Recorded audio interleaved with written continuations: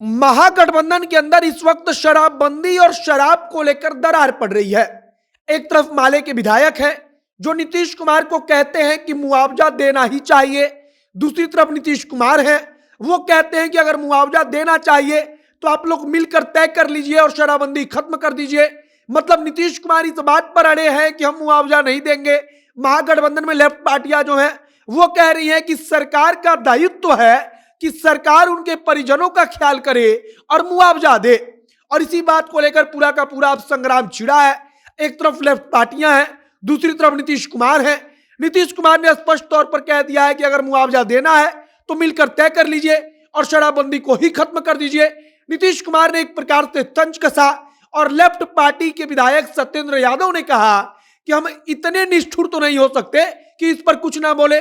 सरकार के चाहे जो रवैया हो, लेकिन हम तो कहेंगे कि सरकार को मुआवजा देना ही चाहिए। और अब इसी बात को लेकर पूरी की पूरी लड़ाई आगे बढ़ रही है। बाकी नमस्कार, मेरा नाम है मोहित कुमार सिंह और आप जनता जंक्शन देख रहे हैं। महागठबंधन इस समय अलग अलग धड़ों में बटा हुआ नजर आ रहा है। मतलब कि महागठबंधन में जो लेफ्ट पार्टियां हैं वो लेफ्ट पार्टियां अब खुलकर नीतीश कुमार के सामने खड़ी हो गई हैं या खुलकर कह रही हैं कि नीतीश कुमार अब गलत कर रहे हैं। जो लेफ्ट पार्टी के विधायक हैं वो कहते हैं कि केवल यह कह देने से कि पिएगा तो मरेगा किसी का दायित्व तो पूरा नहीं हो जाता। हम सरकार है तो सरकार को ध्यान देना पड़ेगा। लेफ्ट पार्टियों का विधायकों का स्पष्ट शब्दों में यह कहना है कि मुआवजा मिलना चाहिए। जो परिवार के लोग हैं उनकी आर्थिक स्थिति खराब है और अब कई घरों में कोई कमाने वाला बचा ही नहीं, तो उनके परिवार के बारे में सरकार को सोचना चाहिए। दूसरी तरफ नीतीश कुमार तपाक से कहते हैं कि अगर मुआवजा देना है तब आप लोग तय कर लीजिए और शराबबंदी ही खत्म कर दीजिए। मतलब कि नीतीश कुमार कहते हैं कि अगर मुआवजा देंगे तो फिर शराबबंदी पर मिल बैठकर चर्चा कर लीजिए। शराबबंदी पर सब लोग कह दीजिए कि शराबबंदी को खत्म किया जाए और हम शराबबंदी ही हटा देते हैं।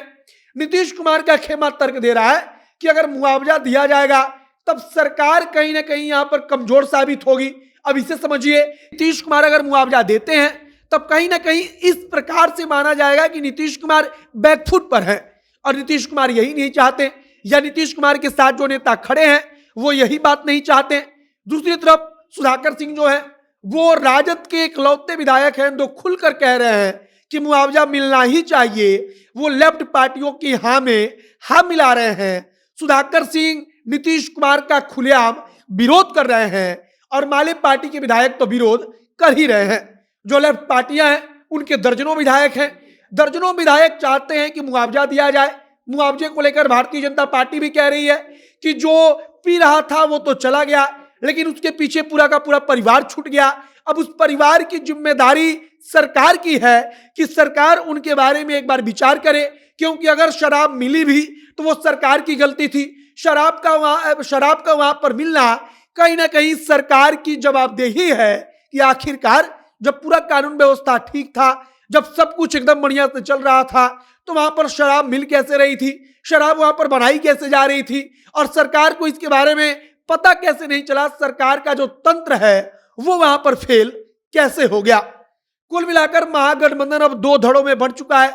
एक धड़ा जो चुप है या नीतीश कुमार के साथ है, दूसरा धड़ा जो खुलकर नीतीश कुमार के शराबबंदी या जो शराब के कारण यह घटना हुई है इस पर मुखर होकर नीतीश कुमार का विरोध कर रहा है और कह रहा है कि मुआवजा तो आपको देना ही चाहिए, क्योंकि सरकार इस प्रकार से किसी को नहीं छोड़ सकती।